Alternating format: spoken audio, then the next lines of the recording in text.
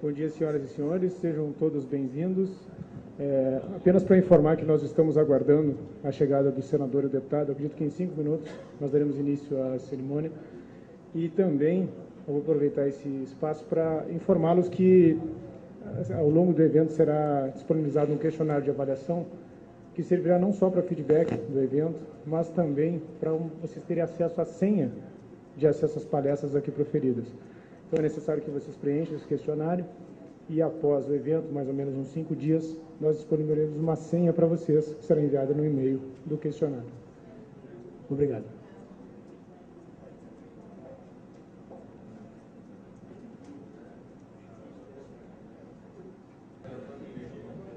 Eu aproveito a atenção dos senhores mais uma vez e informo que o evento inteiro será transmitido através do site da Telebrasil, que é www.telebrasil.org.br. Então, se os senhores têm interesse em disponibilizar e informar os seus pares, por favor. Obrigado.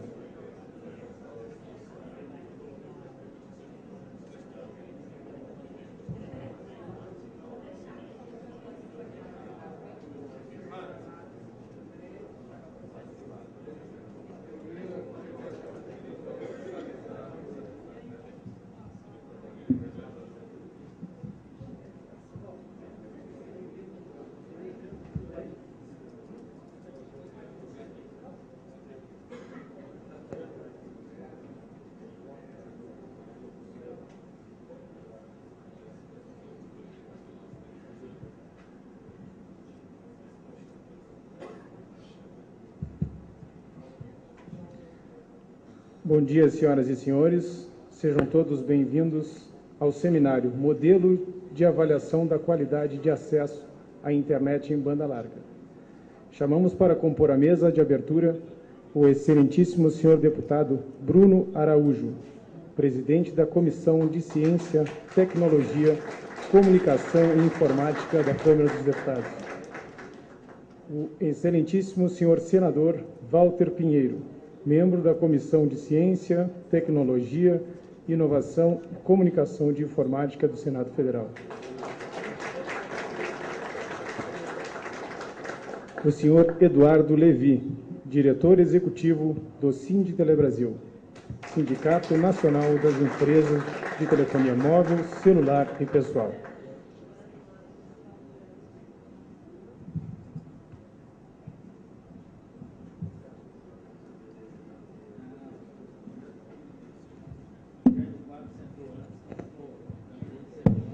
Nesse momento, passamos a palavra ao excelentíssimo senhor deputado Bruno Araújo, para suas saudações. Vou quebrar o protocolo um instantinho, vocês permitem? Me dão uma autorização, por favor? Queria dar bom dia a todos, agradecer muito a presença e não podia deixar de quebrar o protocolo, principalmente agradecendo a 2 amigos que fizeram o esforço de vir aqui fazer uma abertura nesse seminário que nós achamos de uma importância fundamental para o desenvolvimento do país à frente, porque nós precisamos ter este serviço de banda larga de qualidade, mas também precisamos ter esse serviço ser massificado no país. Então, precisamos encontrar um balanço entre esses 2 pontos. O evento de hoje está sendo transmitido pela web, nós temos o serviço todo sendo feito pela internet, então nós estamos alcançando o Brasil inteiro, através do link da Telebrasil, Sinditelebrasil, e o acesso aqui dentro está, como não poderia deixar de ser, através de banda larga. A senha é banda larga 30. Esse 30 é porque já deve ser o preço sem o ICMS. Então, muito obrigado a todos e, mais uma vez, muito obrigado realmente a Bruno e Walter pela presença aqui. Obrigado. Bom dia a todos. Primeiro, agradecer o convite da nossa presença hoje pela manhã. Eu disse a Levi, essa era a missão de dividir com todos os senhores. Nós temos a nítida posição dentro da Câmara dos Deputados, na Comissão de Ciência, Tecnologia, Comunicação e Informática, de que nós temos temas absolutamente atuais que norteiam o nosso trabalho. O primeiro pela primeira vez, uma compreensão muito clara, parece que culturalmente se instalando na mente, não só do governo, mas sobretudo da iniciativa privada no Brasil, da importância da inovação tecnológica. Esse é um dos pilares do tema hoje, desenvolvido dentro da Comissão de Ciência, Tecnologia e Comunicação. E o segundo pilar nosso é a banda larga.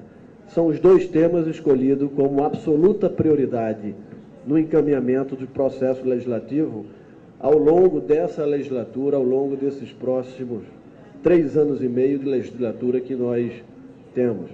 Tanto que tem sido objeto de nossos seminários, de nossas conversas internas. Então, toda matéria que tratar sobre inovação tecnológica ou sobre banda larga, ou nós teremos um presidente da Comissão de Ciência e Tecnologia ou um membro titular da comissão acompanhando em qualquer recanto do país este assunto. E não só pela missão que temos de acompanhar a matéria, mas, sobretudo, também porque o próprio Congresso Nacional tem uma preocupação muito objetiva de algo que é muito tênue, não é? Que é todo o processo de regulação, o que se regulamenta por lei, o que se regulamenta por portaria. Nós temos diversos segmentos que fogem, inclusive, da questão de telecomunicações também, que há sempre um certo grau de esgarçamento ou questionamento de qual é a competência objetiva, se é da lei, papel do Congresso Nacional, ou se muitas vezes uma agência reguladora se alvora a estabelecer algo que vai além do padrão do que a legislação determina. Então, o nosso papel é, sobretudo, de poder também, em alguns momentos, conciliar, fazer exercer o papel do Congresso Nacional.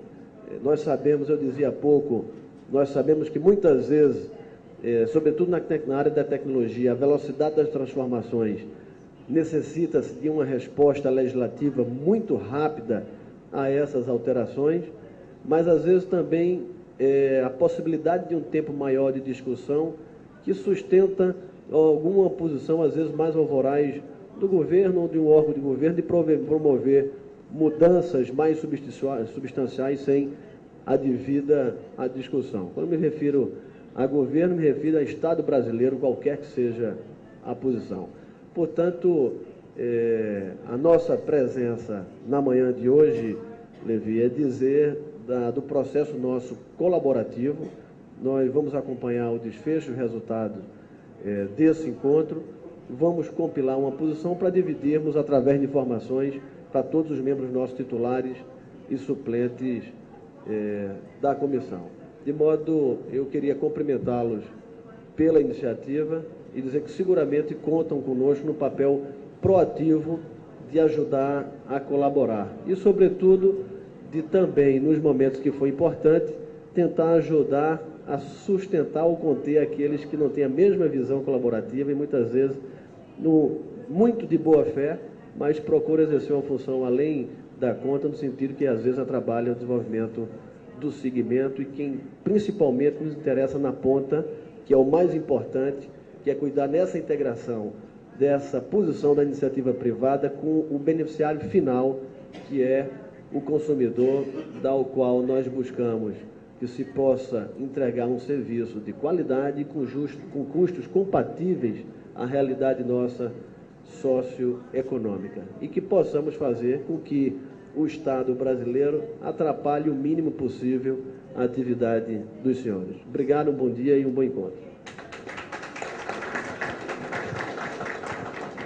Obrigado, deputado. Convidamos o excelentíssimo senhor senador Walter Pinheiro para fazer uso da palavra. Bom, primeiro eu quero dar meu bom dia, saudar aqui a Telebrasil pela iniciativa, na figura do nosso presidente, dizer aqui, Bruno, da importância e aí da sua presença, mas até de forma muito mais institucional, da presença da Comissão de Ciência e Tecnologia da Câmara dos Deputados.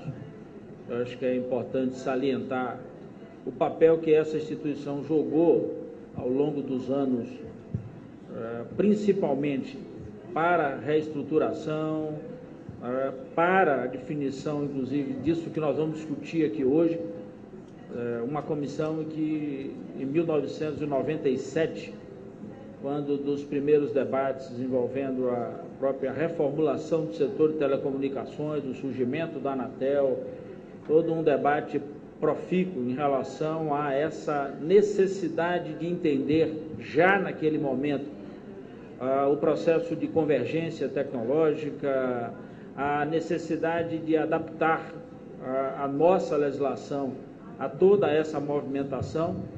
Eu diria que a Câmara dos Deputados, óbvio que eu falo isso hoje sem nenhum tipo de aspecto de disputa entre as duas casas, até porque agora faço parte da outra, então, portanto, poderia fazer aqui uma defesa veemente da minha nova corporação, mas acredito que a Câmara dos Deputados deu uma contribuição muito maior.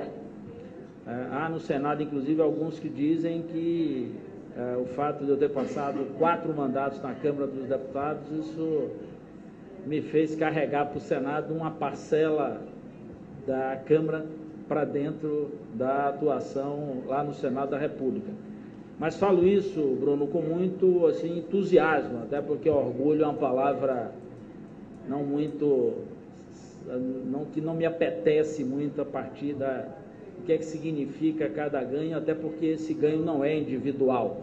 E o orgulho tende a ser algo muito patrimonialista e, ao mesmo tempo, egoísta. Mas eu quero salientar isso aqui pelo papel que a Comissão de Ciência e Tecnologia jogou ao longo de todos esses anos no processo de consolidação do que nós vamos discutir aqui no dia de hoje.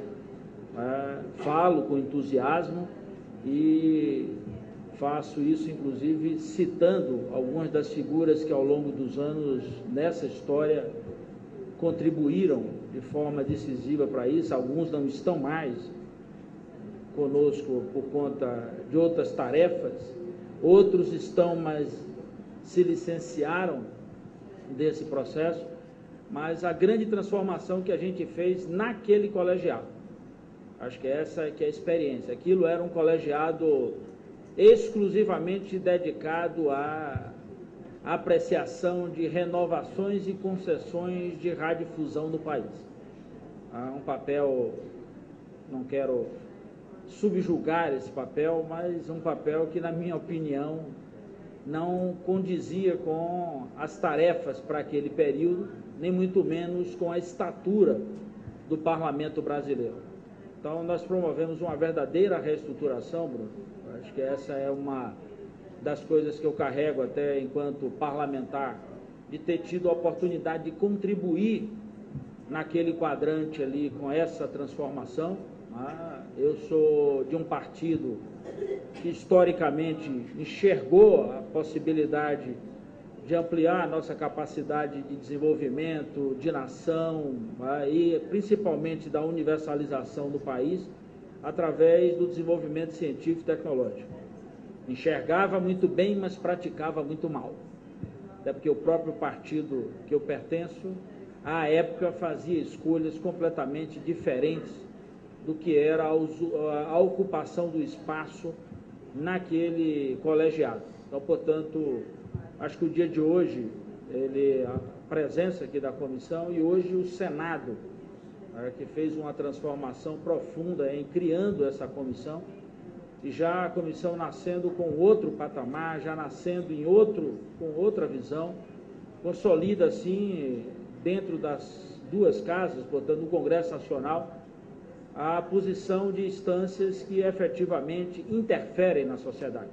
Os senhores são testemunhas da participação do Parlamento brasileiro, por exemplo, no momento decisivo da reestruturação do setor de telecomunicações, seja na LGT, ou seja no passo seguinte. Decisivo o processo de participação nossa, mesmo tendo a Anatel já estabelecida no que diz respeito à definição do espectro de frequência no país, que determinou de forma muito enfática o rumo do desenvolvimento industrial, a expansão do serviço de telefonia móvel, marcou uma etapa no Brasil, E aqui eu quero dizer ao senhor de forma muito, eu diria até quase que direcionada, Bruno.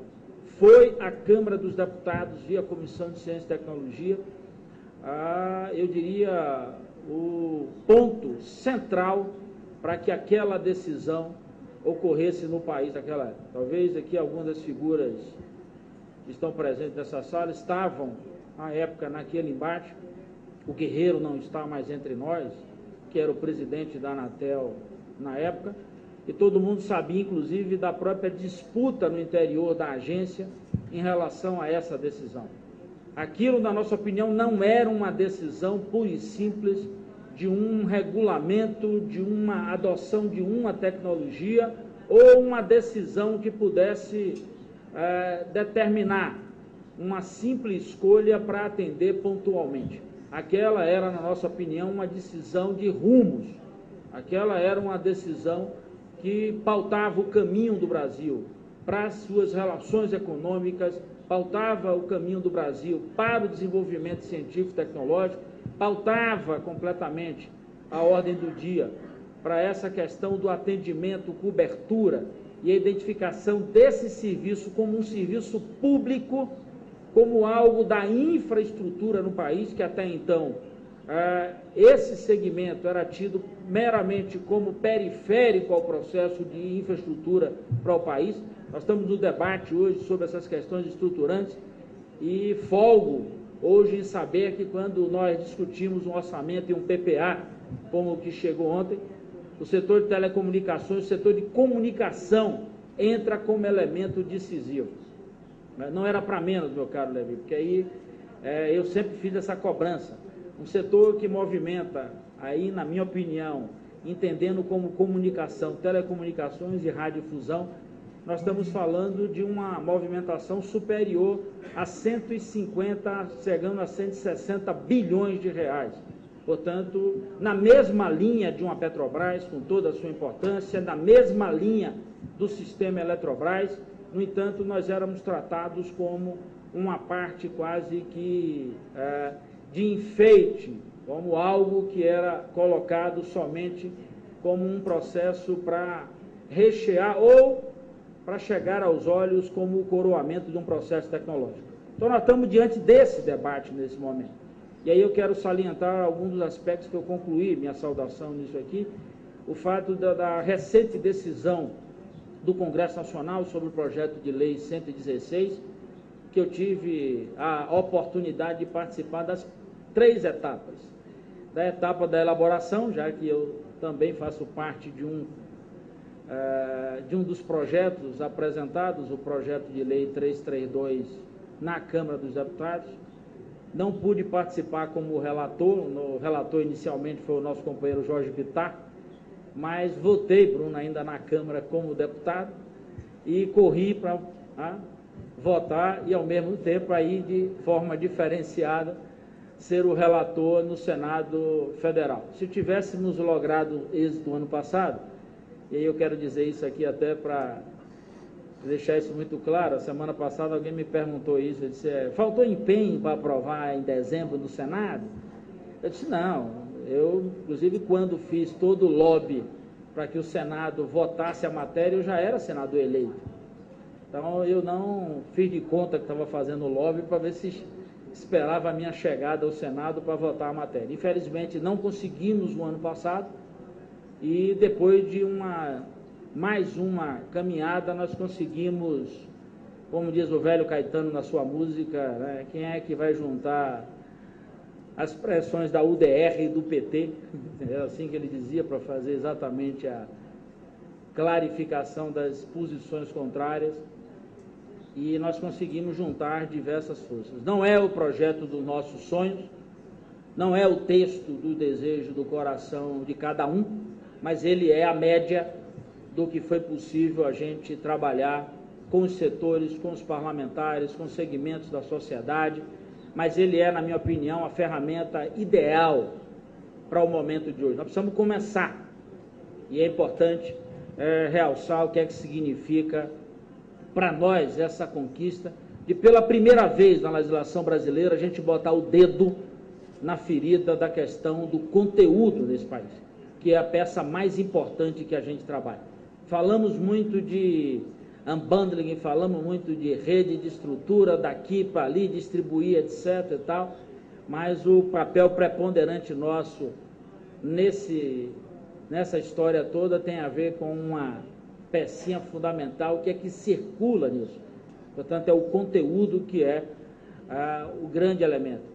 E conseguimos fazer isso, ainda que tentando estabelecer relações com as estruturas outras, desde a sua elaboração até a sua distribuição, obviamente passando por todos os caminhos necessários e possíveis nesse processo. Tratamos também, recentemente, da expansão do atendimento de acesso à população, hoje não mais falando em PSTs, nem falando em telefones públicos, portanto, mudando completamente. Os que me acompanham até historicamente devem se lembrar de uma expressão que eu usei em 1997, quando do debate da reformulação do setor de telecomunicações, que eu dizia que a gente era extremamente tímido quando tratava dessa questão da expansão, da universalização, quando falava sempre, não, em aldeia nós vamos botar telefone públicos, vamos chegar lá e atender com voz. Eu, desde aquela época, dizia, isso é tímido para o tamanho da ousadia que a gente tem e para a capacidade que esse setor tem. E eu brincava, dizia, isso parece conversa de índio com português, como quem está apresentando caixa de fósforo e espelho pela primeira vez. E está aí o resultado disso. Hoje em aldeia não se fala mais em colocar telefone público. O que nós falamos é chegar em banda larga, aumentar a banda da toca. Então, portanto, não é mais um processo simples como no passado, só que com ferramentas extremamente acessíveis, ou como coisas que até então, àquela época, se julgavam como se fosse algo extremamente demorado de atender a partir daquilo que a gente trabalhava. Basta ver os senhores que em cada fase que nós discutimos essas questões, nos deparamos com tecnologias que às vezes sequer chegamos a experimentar e estamos dando um passo para outro.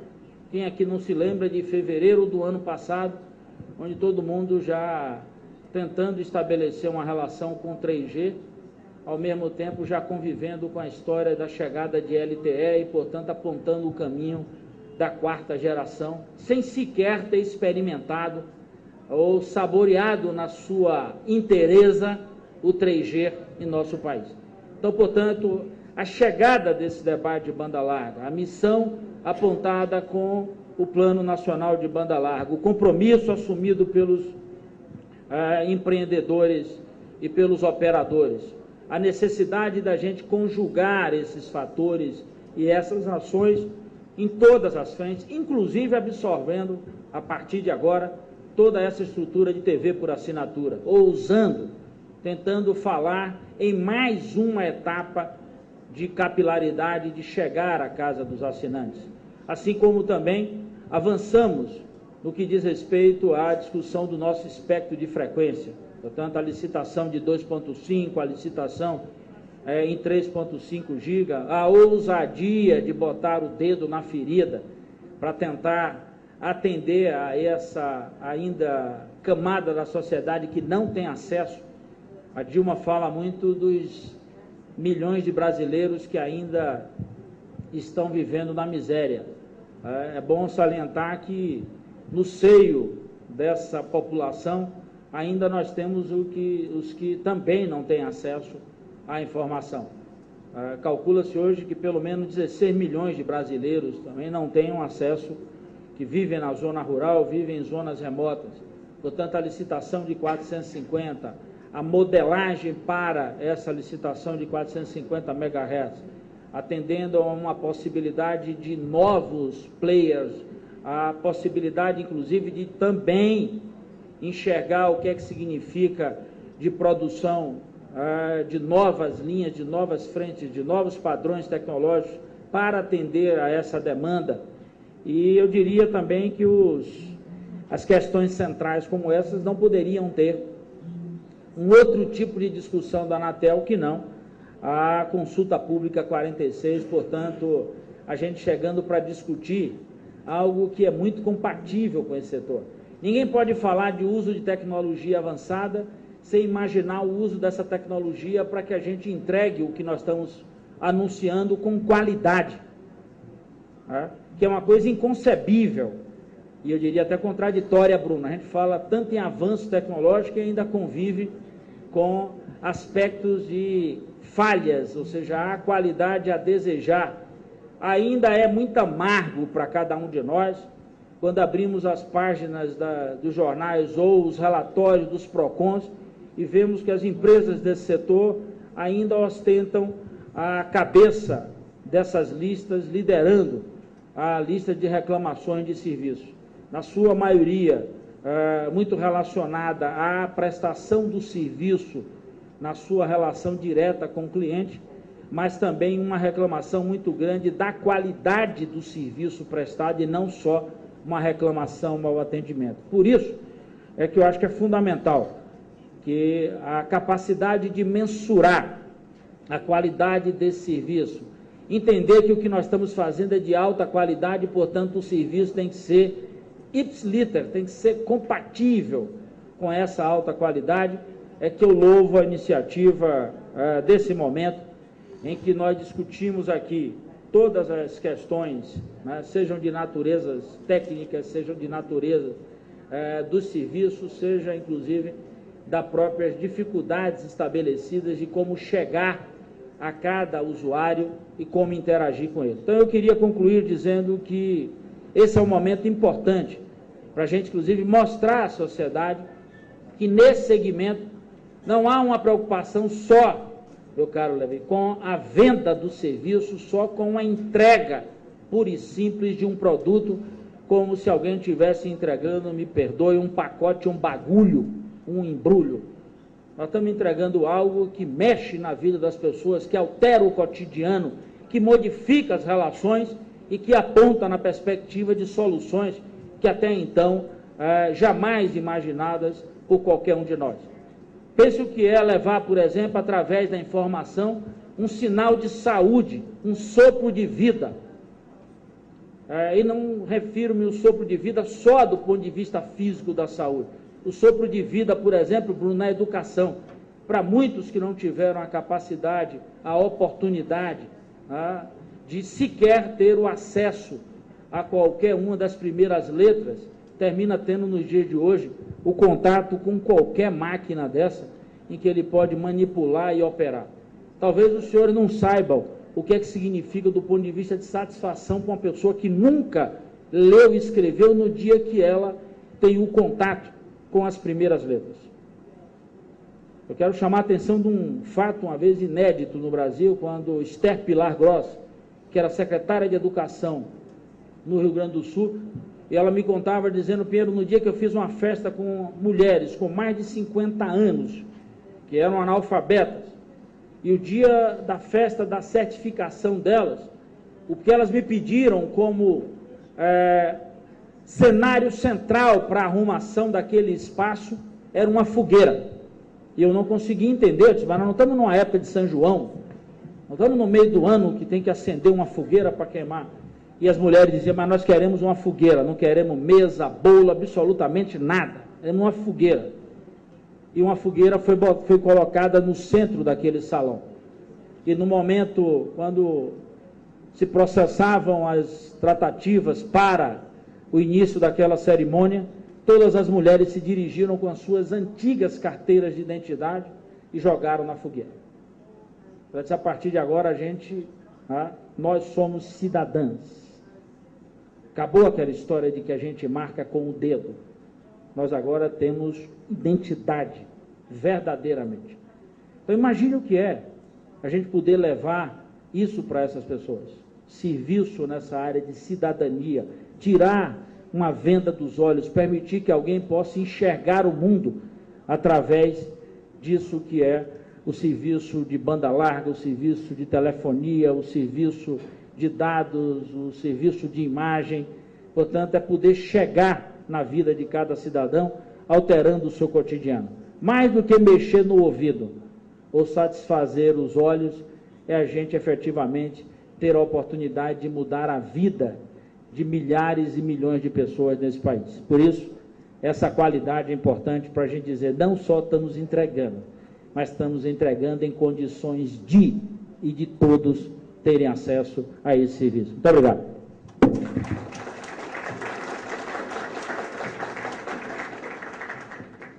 Obrigado, senador. Com a palavra o senhor Eduardo Levi, diretor executivo do Sindi Telebrasil. Bom, eu tinha quebrado um protocolo, né?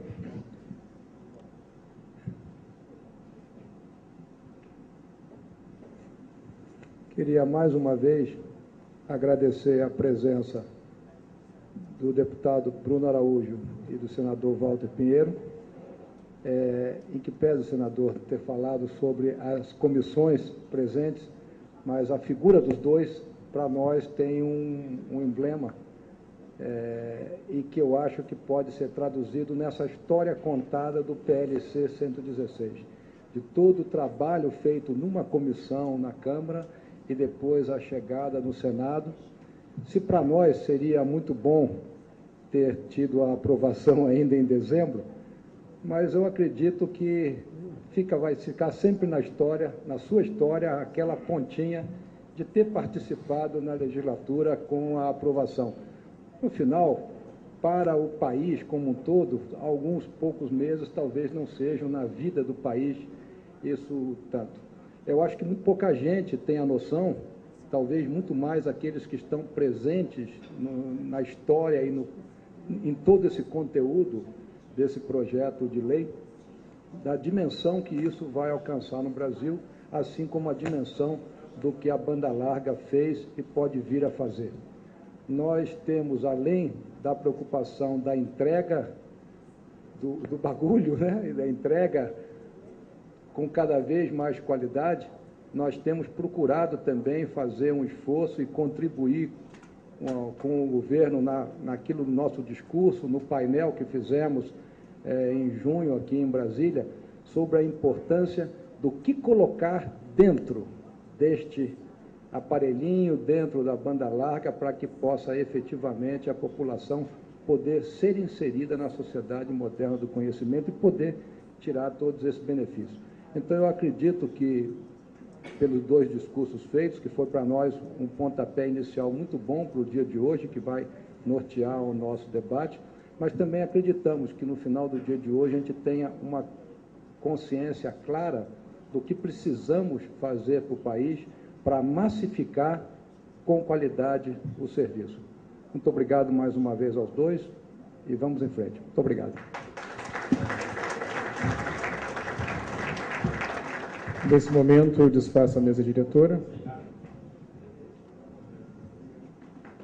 Eu aproveito a oportunidade mais uma vez para aqueles que nos assistem online, na internet, que as palestras aqui proferidas serão disponibilizadas através do site da Telebrasil e também da Network Eventos, www.telebrasil.org.br ou www.networkeventos.com.br. Seguindo as nossas atividades, eu convido nesse momento os senhores Luciano Martins e Jadir Antônio da Silva, da Fundação CPQD, para a apresentação do estudo sobre as condições de oferta dos serviços em banda larga.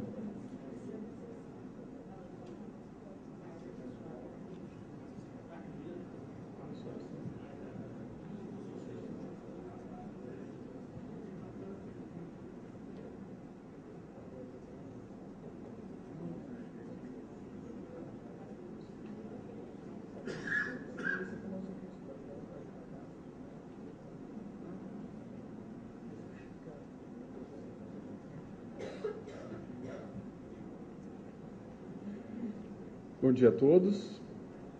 Bom, meu nome é Luciano, eu sou do CPQD. Essa apresentação ela vai ser feita por mim e pelo Jadir, colega de trabalho. Nós trabalhamos na diretoria de redes convergentes do CPQD. Tá? E a nossa apresentação de hoje vai falar sobre estudos sobre condições de oferta dos serviços em banda larga. Deixa eu ver como funciona.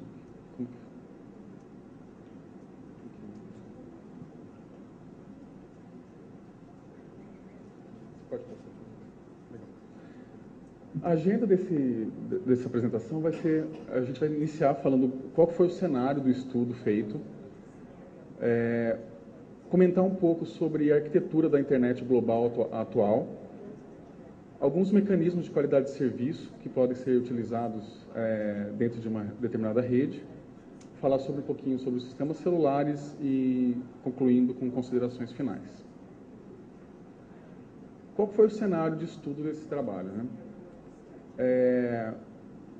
Falar um pouco sobre a arquitetura da internet global e seu funcionamento, alguns possíveis pontos de gargalo atuais e as falhas que podem existir na internet, limitações intrínsecas de tecnologias de acesso fixo e móveis e um pouco sobre protocolos de qualidade de serviços dentro de uma determinada rede.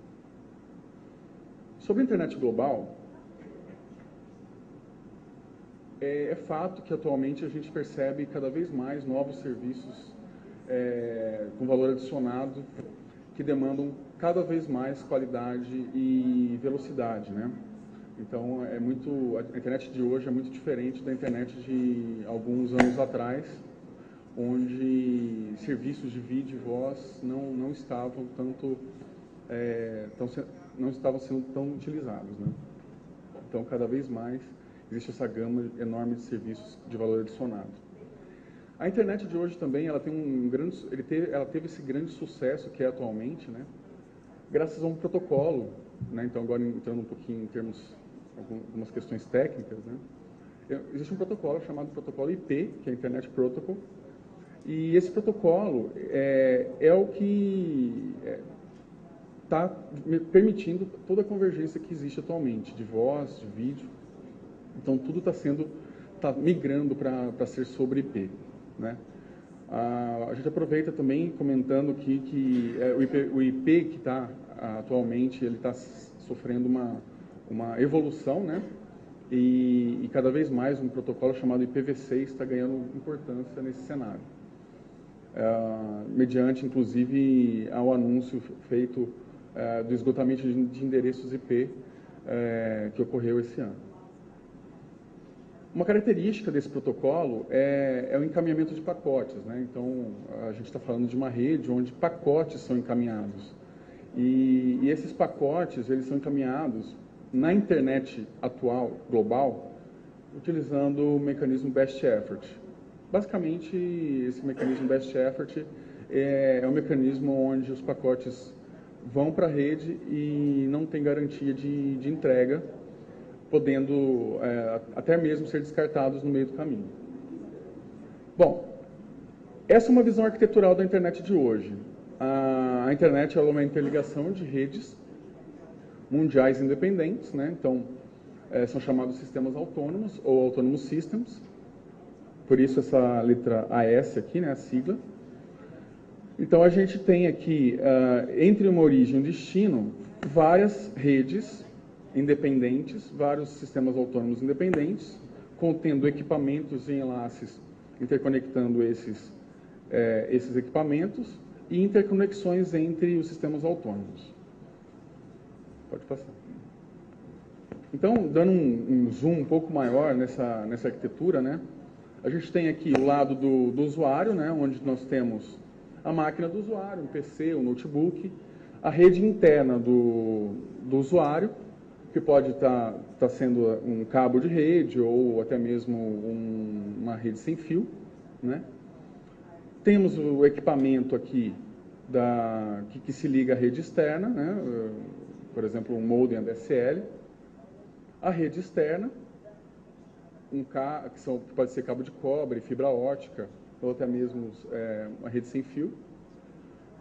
Chegando na rede da prestadora, nós temos um concentrador, um agregador, né, onde vários usuários se conectam. E a rede interna aqui da prestadora, onde nós temos os enlaces internos, que ligam os equipamentos, os roteadores internos e os roteadores de borda.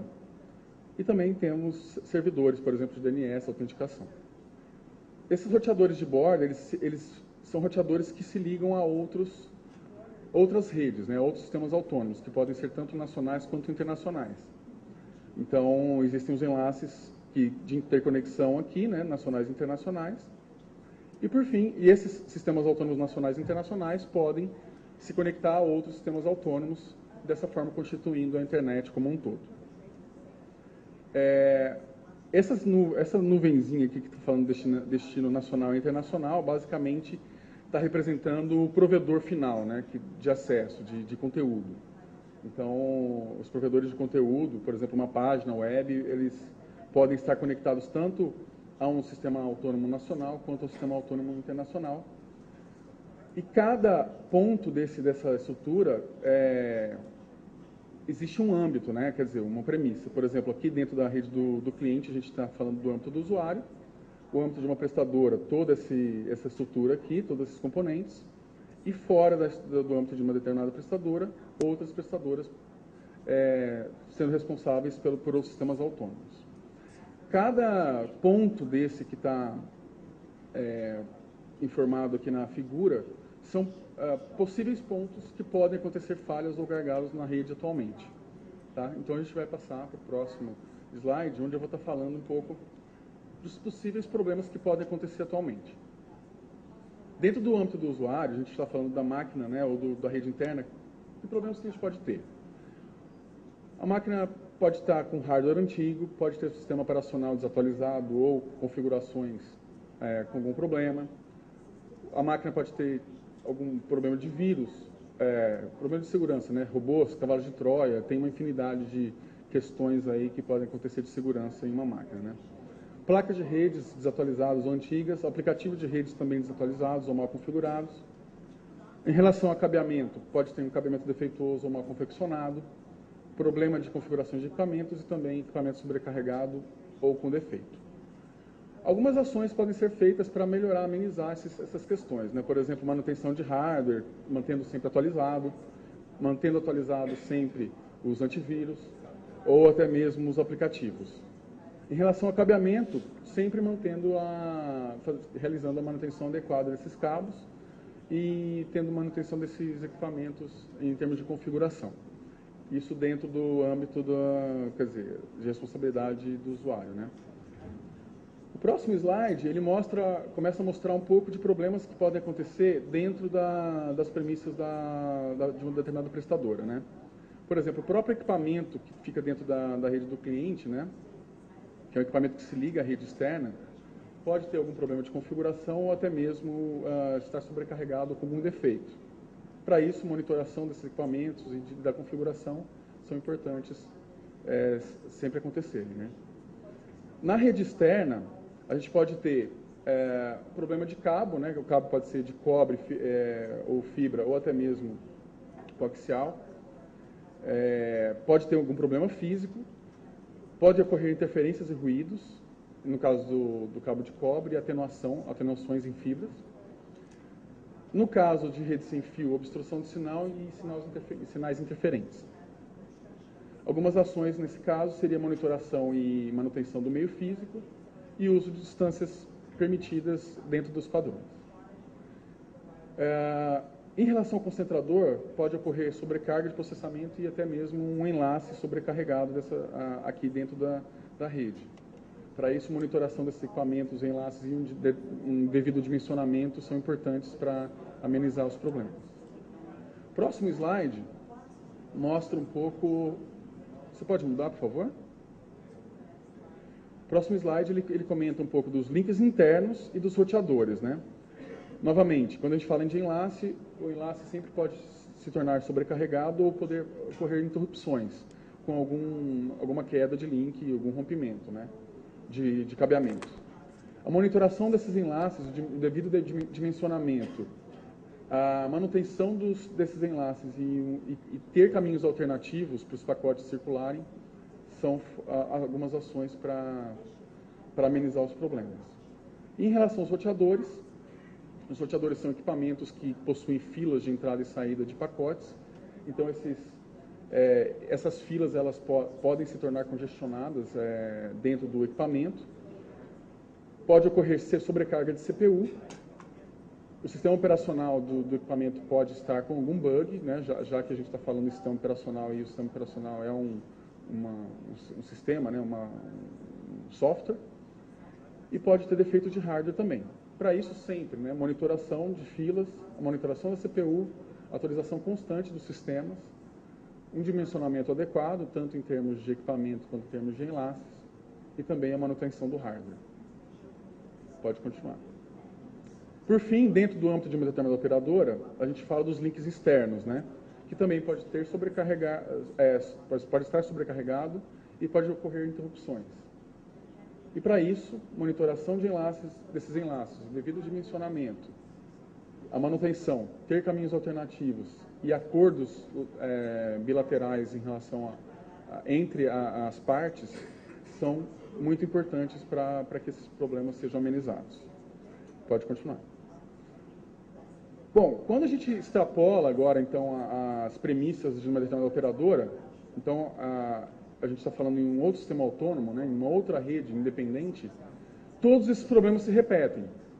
Então, todos esses pontos indicados aqui dentro dessa prestadora são válidos dentro do sistema autônomo nacional ou internacional também, porque eles vão ser constituídos de roteadores, de concentradores e assim vai.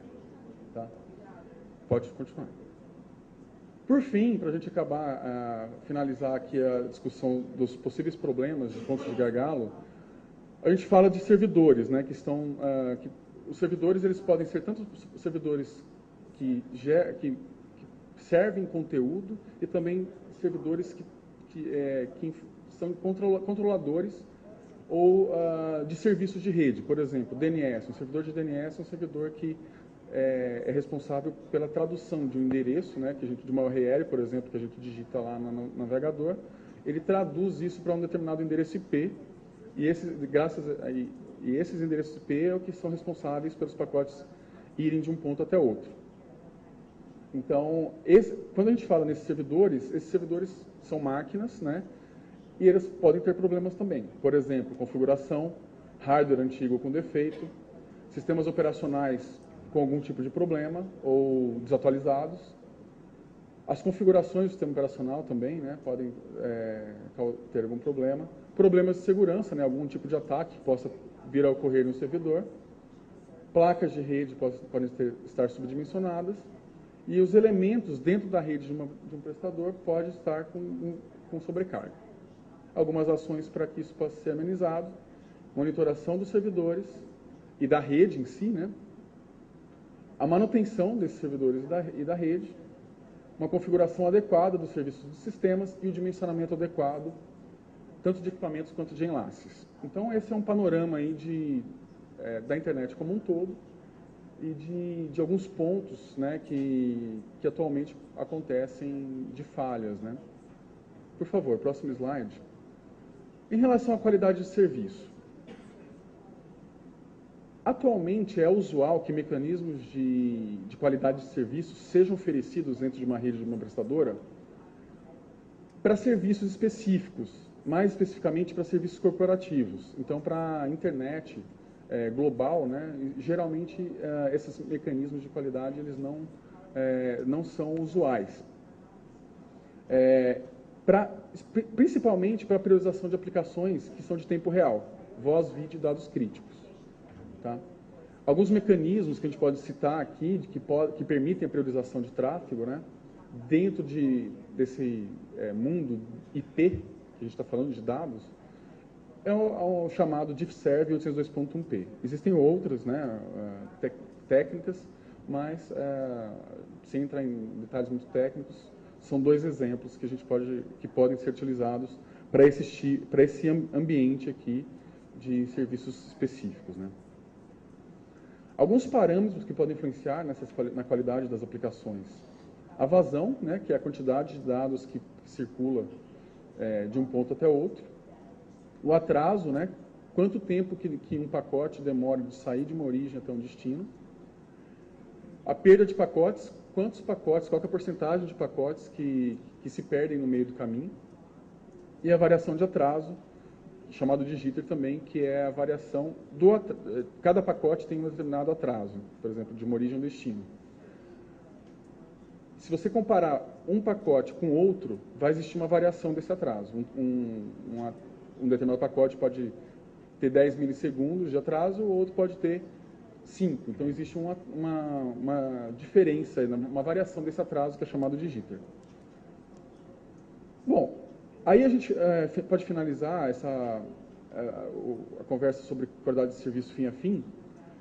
Qualidade de serviço fim a fim vista como a necessidade de se ter qualidade entre domínios, né, entre sistemas autônomos. Existem estudos, né, do ITU e do ETF que, por exemplo, através do grupo de estudo 12 do ITU, que oferece recomendações, estão estudando recomendações para que uma qualidade fim a fim seja proporcionada. Então, por favor, próximo slide. Basicamente, era isso que eu tinha para falar a respeito da internet como um todo e de alguns pontos de falha que existem hoje. Agora eu vou passar a palavra para o Jadir, que vai falar um pouco sobre sistemas celulares.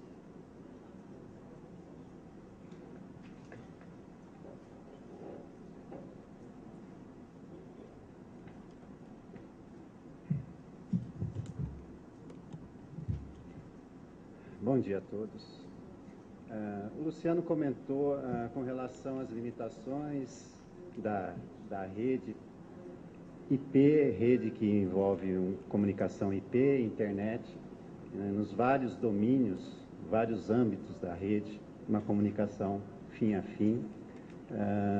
Agora eu vou procurar mostrar para vocês aqui, focando mais o aspecto relativo a sistemas celulares. Com relação aos sistemas celulares, a qualidade de serviço, é claro, é aplicada à transmissão de dados. Aqui, só para a gente ter uma visão melhor do contexto dos sistemas celulares e a sua evolução, aqui começamos inicialmente com sistemas analógicos, aqui no Brasil, em 1990, onde havia só transmissão de voz, não havia esse problema, transmissão de dados na época. Começamos com AMPs. Seguindo, sistemas celulares 2G, iniciou a época dos sistemas digitais. Em 1997, começou com dados em baixas taxas, em torno de 9,6 kilobits por segundo. Em torno de 2007, aqui no Brasil, começaram a ser implantados os sistemas 3G. Começamos com WCDMA, sendo que os sistemas 3G já conseguiam dados em altas taxas, desde 200 kilobits por segundo a 2 megabits por segundo, no caso do WCDMA. Evoluindo para o 3,5G agora, que já estamos com implantação em 3,5G, onde a gente consegue atingir taxa de dados até 300 megabits por segundo, no caso do LTE, que é a evolução do 3,5G, muitos já dizem como sendo 4G, que deve estar começando a implantação aqui no Brasil, no final desse ano, ano que vem.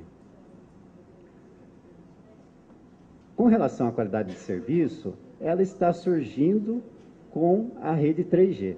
O controle dessa qualidade de serviço dentro da rede celular é possível ser feito através do uso da tecnologia 3G. Essa qualidade de serviço, então, visa uma utilização otimizada do canal de transmissão. De que forma? Compartilhando os recursos de uma forma inteligente. Ou seja, ela identifica a aplicação, se é uma aplicação de voz, de dados, vídeo, por exemplo, que exige dados em altas taxas, e aloca os recursos necessários de acordo com essa aplicação.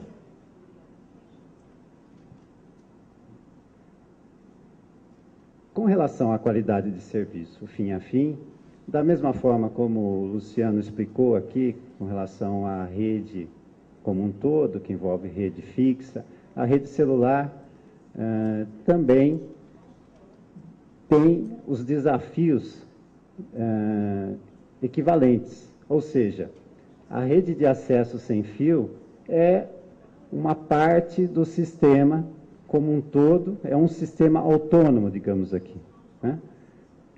E para se conseguir a qualidade de serviço fim a fim, supondo, por exemplo, uma conexão de um terminal origem até um terminal remoto, é necessário que a capacidade de envio da informação através de todas essas redes aqui seja compatível com o serviço requerido pelo usuário.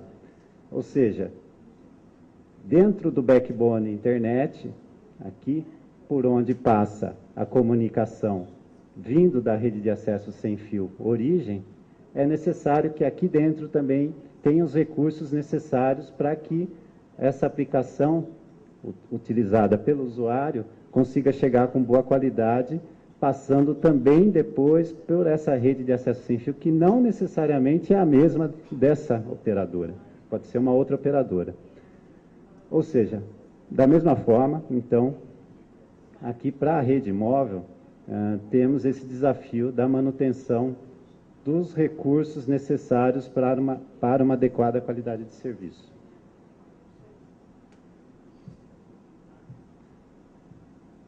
Frisando, então, aqui temos que a qualidade de serviço, fim a fim, depende do desempenho de cada uma das redes envolvidas no transporte de informação, desde o terminal do usuário até o dispositivo terminal remoto. Mas, para a rede celular, ainda existem outros desafios. Vou comentar um pouco sobre cada um deles aqui. Primeiro, a rede celular, ela cresce de um modo incremental. Regiões com maior concentração de usuários geralmente são priorizadas e as novas tecnologias vão sendo sobrepostas às antigas, criando-se ilhas de implantação. Aqui, como exemplo, supondo que essa região aqui seja a cidade de Brasília, e supondo que seja atendida por GPRS, que é a tecnologia de transmissão de pacotes, no caso aqui de segunda geração. Com a evolução, essa área da cidade, ela vai ser atendida agora por uma nova tecnologia que vai se somar à tecnologia antiga, ou seja, a antiga GPRS 2G, agora estamos implantando, supondo aqui, uma tecnologia 3G HSPA. Essa implantação, ela geralmente ocorre gradativamente. São alguns bairros, algumas regiões onde há uma demanda maior por dados que são priorizadas. Então, criam-se ilhas de tecnologia. Se um usuário que possui um terminal dual mode, ele estiver dentro dessa região aqui de HSPA, ele vai perceber uma capacidade, um desempenho, um tráfego, quando ele for utilizar um serviço, muito maior. A qualidade de serviço nessa região aqui, azul, vai estar provavelmente muito boa.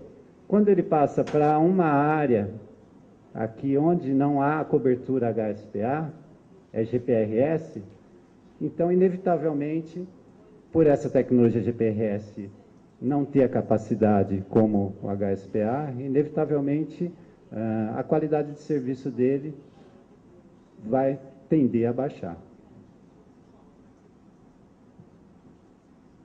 Um outro desafio com relação à manutenção de uma qualidade de serviço na rede é quando o usuário se desloca de área. São negociados, quando ele se desloca de uma área para outra, são negociados novos parâmetros de qualidade de serviço. E isso pode implicar numa redução da taxa de transmissão. Provavelmente pode acontecer de a área para onde ele está se deslocando não ter todos os recursos disponíveis. A velocidade em que o usuário está se deslocando, no caso do sistema celular, tem uma influência marcante na qualidade de serviço. A propagação do sinal, a recepção do sinal através do terminal, ela é muito afetada com a variação dos níveis desse sinal. E quando o usuário está se deslocando numa velocidade muito rápida, essa variação ocorre de uma forma muito rápida, que dificulta a recepção e, consequentemente, na taxa de dados, na latência. Um grande número de usuários conectados simultaneamente reduz o desempenho de cada usuário. Dentro de uma herb, numa estação radiobase, supondo que a estação radiobase tenha um recurso para tráfego, por exemplo, de 2 megabits por segundo. Se houver 10 usuários dentro dessa área de cobertura da herb, esses recursos vão ser divididos para esses 10 usuários, que vão estar fazendo uma média, cada um com 200 kilobits por segundo de serviço. Se o número de usuários passa a ser 2, cada usuário vai ter, em média, 1 megabit por segundo. Então, um grande número de usuários, o número de usuários conectado a uma célula, atendidos por uma herb, tem grande influência. A área de cobertura de uma herb é heterogênea em termos de qualidade de sinal, devido a essas perdas de propagação e outros fenômenos relacionados à propagação do sinal de RF. O sistema celular, para conseguir lidar com esse problema de variação de sinal dentro da área de cobertura, ele utiliza a modulação adaptativa, de forma que ele consegue, com usuários em ótimas condições, uma alta taxa de transmissão. Quando os usuários estão próximos à borda, o sinal é fraco, tem baixas taxas.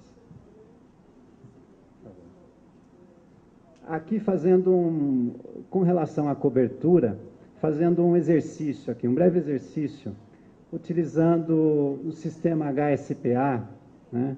A taxa de transmissão do sistema HSPA, um sistema 3G, é teoricamente até 14 megabits por segundo, isso na camada física. Através de simulação, observou-se que o tráfego de downlink máximo servido por célula é algo em torno de 4 megabits por segundo, ou seja, bem inferior a esses 14 megabits por segundo teórico. Esse HSPA é release 6 do 3GPP, só um detalhe técnico, release 6 do 3GPP utilizando 5 MHz de banda. Próximo, por favor. O usuário que estiver utilizando o serviço nessa área, ele vai perceber uma taxa média em torno de 2,5 megabits por segundo. Próximo, por favor. E na borda da célula, essa taxa pode baixar para menos de 1 megabits por segundo. Então, como aumentar a capacidade de tráfego? Uma opção seria o aumento de número de herbs. Mas isso é preciso ser feito com um planejamento adequado, porque pode aumentar a interferência entre as células, né? E pode, eventualmente, até causar, não desejado, né, o aumento da taxa, mas sim a diminuição da taxa. A utilização de largura de espectro maior pelos canais também é uma opção para aumentar a capacidade de tráfego. Isso necessita de maior espectro, há um maior consumo de espectro. Utilização de sistema com maior eficiência espectral é também uma opção.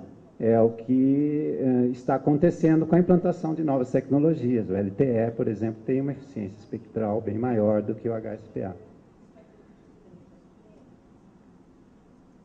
Resumindo, então, a nossa apresentação, vamos aqui apontar os principais pontos. A internet global, que o Luciano apresentou, mostrou para vocês que é uma interconexão de várias redes independentes. A velocidade percebida pelo usuário depende de vários fatores em todo o caminho, desde a rede de destino desde a rede de origem até a rede de destino. Tal situação se aplica para usuários com redes de acesso fixas ou móveis. Cada sistema autônomo pode garantir desempenho e qualidade dentro de sua rede, especificamente dentro da sua rede. Não há dificuldade em se garantir a qualidade fim a fim pelo envolvimento de outras redes na comunicação. Mecanismos de QoS são usuais para serviços específicos dentro de uma rede corporativa, principalmente. Há dificuldade em se garantir qualidade de serviço para no caso de internet de massa. Focando mais aqui com relação aos sistemas celulares, a gente percebeu que, apesar dos sistemas 3G permitirem controle de QoS, há limitações impostas pelas características da rede de acesso sem fio. A manutenção de alta qualidade do QoS em toda a área de atendimento da rede apresenta muitos desafios. Pode haver, então, uma considerável variação na taxa de transmissão na área de cobertura de uma célula, devido às condições de propagação e interferência que estão sujeitas às ondas de rádio. Bom, era isso que a gente tinha para apresentar. Obrigado.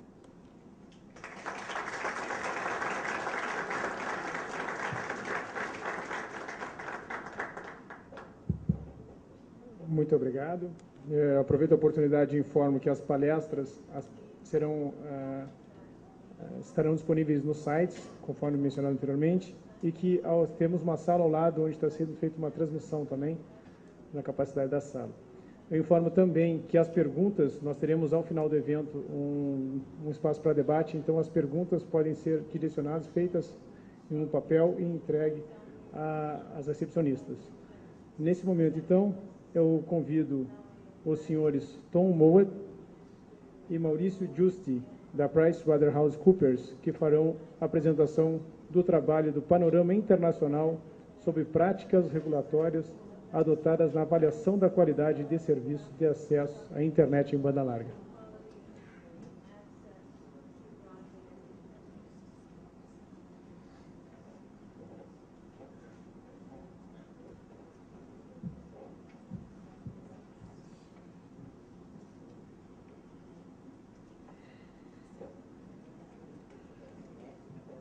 Muda onde?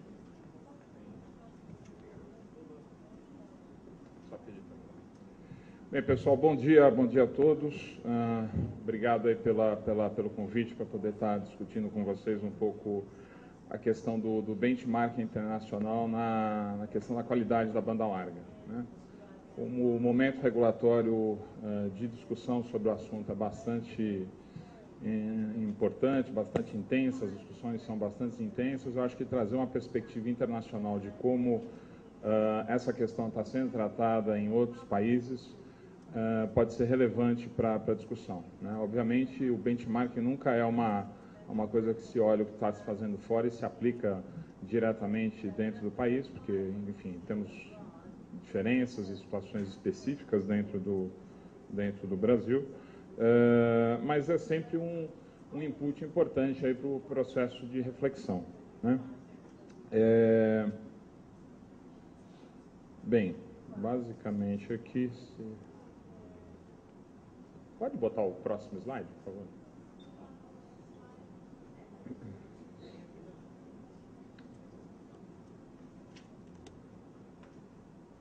Obrigado. Volta mais um, por favor. Bem, a gente fez um estudo, mas... legal. Maravilha. Legal. Bem, a gente fez um estudo de benchmark bastante detalhado, cobrindo 10 países, né? Que são esses países aí: Estados Unidos, Coreia do Sul, Alemanha, Inglaterra, Nova Zelândia, Espanha, enfim, são 10 países que têm um índice de representação bastante importante, que tem já marcos regulatórios bastante desenvolvidos, e para esses países a gente procurou fazer uma análise de como que a questão qualidade de banda larga é tratada, né? A gente vai falar um pouco sobre os principais resultados, e aí, quando a gente entrar um pouquinho mais no detalhe para ver um pouco as questões em cada país, um pouco o aspecto técnico, eu vou convidar o Tom, que é um gerente sênior da Price de Londres, que tem uma experiência bastante grande em telecom e na área regulatória, para comentar a visão geral dessas tendências e também pegar 3 casos específicos aí que a gente pegou desses países para comentar que tem características interessantes, né? Do ponto de vista dos resultados obtidos, né, as principais conclusões, nesses países que nós analisamos, em nenhum mercado foi implementado um sistema de metas de atingimento de padrões de qualidade relacionado à prestação de serviço de banda larga, né?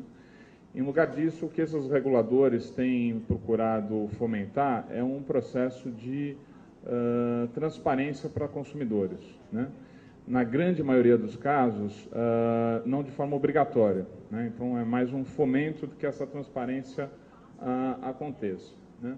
Na questão da banda larga móvel, de forma até mais específica, né? Por ser uma tecnologia mais recente e ainda em processo de desenvolvimento, ainda não foi nada implantado nesse sentido, né? E nem debatido de forma pública entre os reguladores nesses países, né? Na verdade, o racional utilizado pelos reguladores nesses países é um racional muito na linha da autorregulação, né?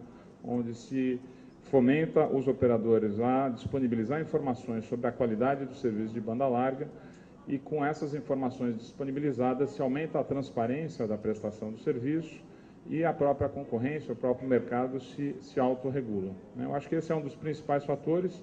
Eu acho que o outro fator que implicitamente está relacionado com isso também é a dificuldade dos reguladores conseguir antever avanços tecnológicos que podem estar impactando na questão da medição da banda larga, na medição da qualidade ou até na medição da experiência do usuário da banda larga. Então, acho que talvez esses dois fatores são os principais fatores que estão relacionados aí ao porquê a adoção dessa linha de raciocínio, dessa linha de atuação dos reguladores, né? Além disso, né, os reguladores, eles nesses países, né, o que eles comentaram e que colocam de forma bastante clara nesse sentido, é que essas medidas, né, esses custos incrementais estão relacionados à prestação de um serviço de qualidade de banda larga, é bastante determinante ao processo de definição dessas metas, né? Por exemplo, a questão da qualidade de banda larga no setor móvel ainda não foi discutido, ainda não foi regulamentado nesse sentido. Apenas tem um estudo definido pela Ofcom, né, um estudo onde esse aspecto é tratado, muito em função dos aspectos complexos da medição de qualidade fim a fim, que eu acho que é um pouco o que o pessoal do CPQD comentou há pouco, né? Então, eu acho que dentro desse cenário de medição de banda larga, acho que os principais fatores que a gente tem são esses, né? Eu acho que tem um incentivo muito grande para deixar a qualidade do serviço transparente para o usuário e um processo de fomento nessa área.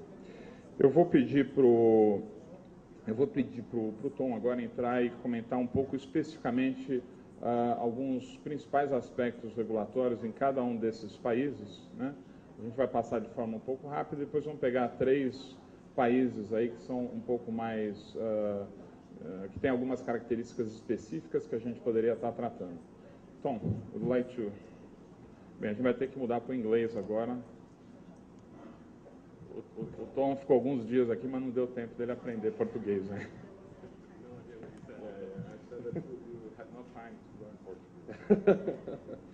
Okay. Well, thank you and good morning. As Mauricio kindly introduced, we have produced some quite detailed studies of the 10 markets indicated. I won't go through the slide in full detail, as I gather will be made available. The principal finding, as was again indicated in the previous slides, is that we've not found direct regulation in the markets that we have studied. By direct regulation in this case, we do refer to standards set by a regulator which are accompanied by sanctions in cases of non-compliance. However, we do note that there are a number of transparency interventions which take a number of different forms, and I shall explain these in more detail. We split what we call the transparency intervention into 3 categories: those of mandatory reporting, a voluntary code of practice, and a third-party intervention. Now, the mandatory reporting is rare. It only occurs in India, as we've discovered, as we've seen in the markets that we've looked at. This is where operators are required to provide a certain level of information. The voluntary code of practice is obviously in the UK. This is where operators are, they are given a list of parameters that they need to provide, but this is something they are able to sign up to, and we'll discuss this more in one of the case studies. Most common is the level of third-party reporting, where third parties, or indeed the regulators themselves, conduct independent studies looking at the performance levels of the broadband networks. These results are then made public. I think what's sort of most interesting about these findings is that we are seeing that the regulators are leaving the quality of service to be something which broadband networks are able to compete on. They are able to publish their own service and highlight its strengths in order to differentiate themselves in the market. This moves away from the more traditional model of seeking to differentiate on price. We also see that there is a fairly strong variation in the markets we've looked at with regards to the requirements of the submission of measurement indicators. We have actually only found one example of a regulator imposing sanctions on an operator for failing to deliver quality of service, but it's important to state that this is related to more of a consumer protection issue. In these cases, operators were advertising services which were far below what was being delivered. As a result, the measures were taken by the regulator. The majority of markets are more than comfortable to impose broadband-specific advertising and consumer protection laws, and there's actually a fairly widespread publication of information in these markets, which is becoming more and more commonplace as this issue takes hold.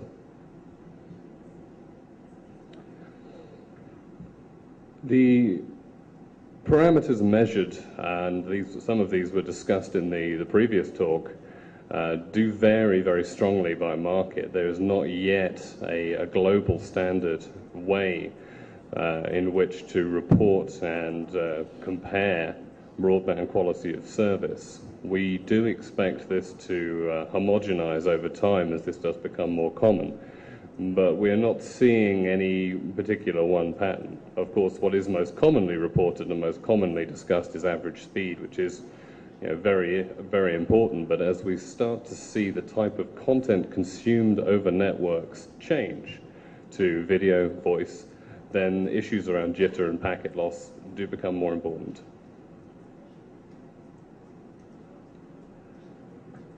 Now, as we are aware that there are strong differences between broadband markets.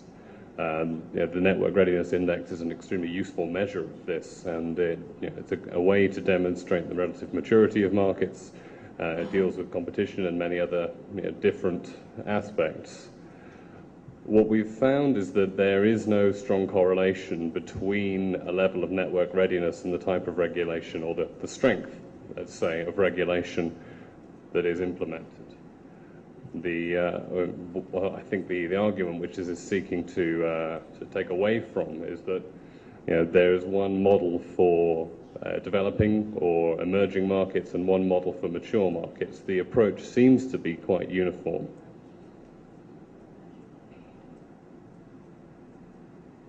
So now we present 4 case studies. We've got the UK, New Zealand, and India, and we've also included a brief mention of the US market, but I expect our friends at Samknowes will provide some more information about that during their talk shortly.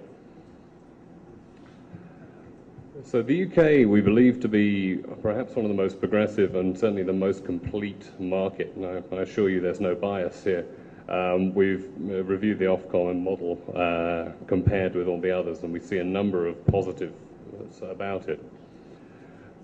Ofcom have very publicly focused on the disparity between the headline and the advertised speeds and those experienced by the users over the last couple of years.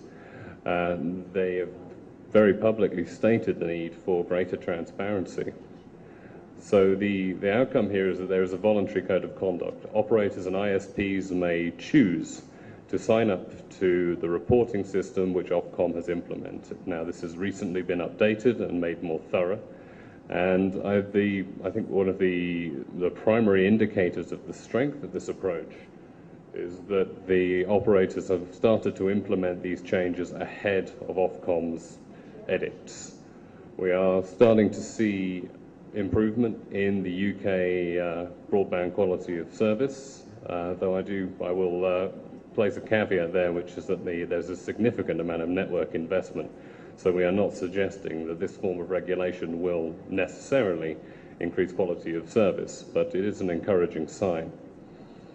The small graphic in the bottom right there is a demonstration of the type of output that this is producing. The subscribers to broadband services are able to enter addresses and receive a speed range from the operator to demonstrate to them what exactly they can be expecting. There's also been evidence reported that this is affecting consumer choice on quite a detailed level. Users of very high bandwidth services, or those which require low jitter or low packet loss, for example gaming or VoIP, they are making decisions based on this higher level of information which is now available, which I think can only be beneficial for the market. Now, in New Zealand, the situation is slightly different, but there are many similarities. Comcom does not regulate quality of service. This is a fairly common message now. The idea behind their work is that they commission a third party to test the networks at various points. This is essentially a survey approach. There are a set list of parameters which are measured by this third party, and these are published on a biannual, I believe, basis. What is very interesting about this is there is a twofold approach to this publication. There are some which are published as an evolution, so operators are shown either improving or failing to improve on a number of services. However, there are also a number of benchmarks stated by the regulator. These are the levels of performance which they believe the ISPs should be looking to attain. Now, these are not regulated marks. There is no sanction. There is no bad benefit to failing to meet any of these, with the exception of poor publicity. The approach here again appears successful, which is this is a slightly more forceful transparency. However, the quality of service reports from New Zealand indicate that there is an improvement. However, not in all areas, but this is, again, maybe due to a number of other important factors in the New Zealand broadband market. I think that the most important takeaway from the New Zealand example, and the reason we chose to include it, is that the regulator has reported that it is satisfied with this level of regulation. It's satisfied with the impact that it's having on competition, to the extent that it's actually looking to roll back its regulation. We found this to be a unique case so far, but I think it's very telling.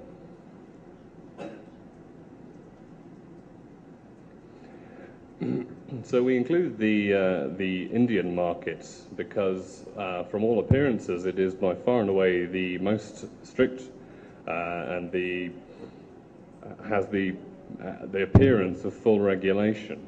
However, what we've discovered on further investigation is this is really very, very similar to what we're seeing in New Zealand. Operators are required to submit reports, so this is slightly different. In New Zealand, of course, the information is extracted without operator involvement. However, in India, I believe every quarter, they're required to submit a large number of parameters to quite a detailed level of technical specification. There are also a number of benchmarks which the Indian regulator requires these operators to meet. This would appear, as said, to be a formal regulation. However, we have identified no sanctions and no negative consequences for non-complying or the operators who do not take part. They do not report certain metrics. The outcome, as with New Zealand, is one of publication. So these operators are named and shamed, as it were, and these results are available publicly. However, there is a limited amount of effort so far seemingly directed at informing the general public as to the results of these surveys. Finally, we come to the US. This is a market in the sort of nascent stages of quality of service regulation. It is conducting an inquiry at the moment as to its policies. It is working with Sam knows, as is very well known, and we expect to see some results and some outcomes from this inquiry in the next few months, towards the end of the year, perhaps. The FCC has made very similar comments to Ofcom in the lead up to its inquiry, stating that there is a greater need for transparency. The survey discovering that 4/5 of consumers in the US had no idea what they were buying, I think caused them some concern. The exact form of what will happen, obviously we don't know yet, but we've not seen any indications that they're going to be moving towards a formal regulation system, which is, I think, for such a large broadband market, I think provides some extra strength to our conclusions. I shall hand back to Mauricio to just close out this presentation.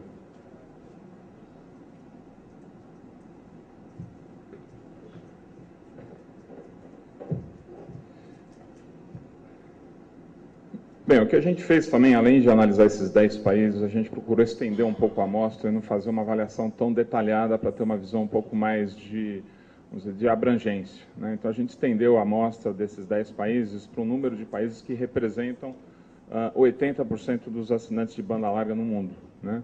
E o resultado foi basicamente o mesmo, quer dizer, em nenhum desses países existe uma definição de metas de qualidade definida pelo regulador. A grande maioria deles, o modelo é muito parecido com o modelo que a gente encontra na Inglaterra ou, em alguns casos, o modelo que é encontrado na Nova Zelândia.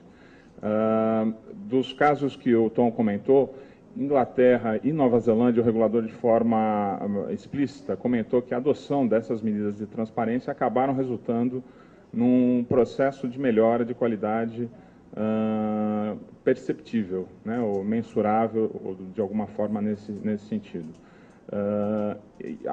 E aí, voltando um pouco às conclusões iniciais, aí, eu acho que a questão da transparência tem sido adotada pelo mercado, pelos reguladores, como uma forma de fazer uma intervenção pequena dentro do setor de telecom e procurando atuar de uma forma a fomentar que essa transparência seja um instrumento de você estar gerando uma pressão positiva dentro do próprio setor para que os níveis de qualidade, a satisfação e a qualidade percebida se mantenham em níveis elevados dentro desses países.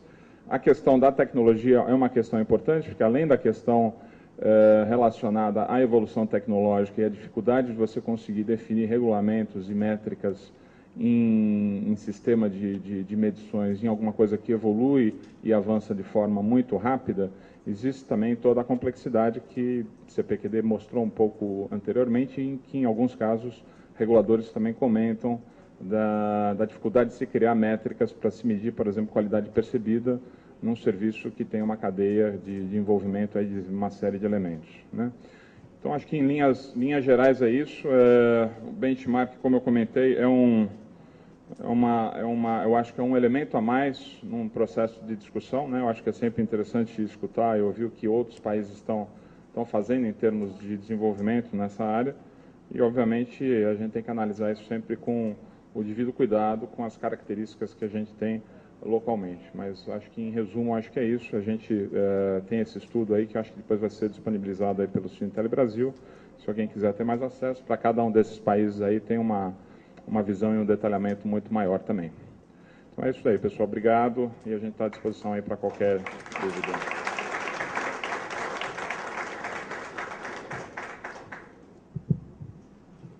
Eu agradeço então ao Maurício e ao Tom e reforço que ao final do evento teremos um espaço reservado para o debate. Então, nesse momento, eu convido a todos para o coffee break, 20 minutos.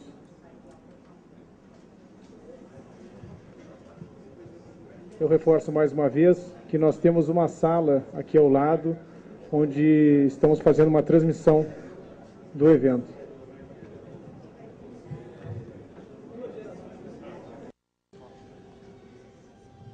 Através do qual saúdo todos os demolês, Nilson Grão-Mestre, primeiro grande vigilante, através dos quais saúdo todas as autoridades maçônicas presentes, apesar dos irmãos Greg, Frank, Steven. Vocês podem imaginar o bem que estão praticando